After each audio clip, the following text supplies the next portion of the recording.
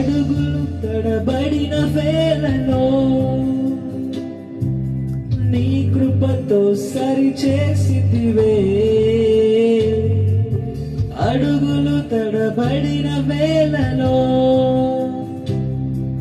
నీ కృపతో సరిచేసితివే.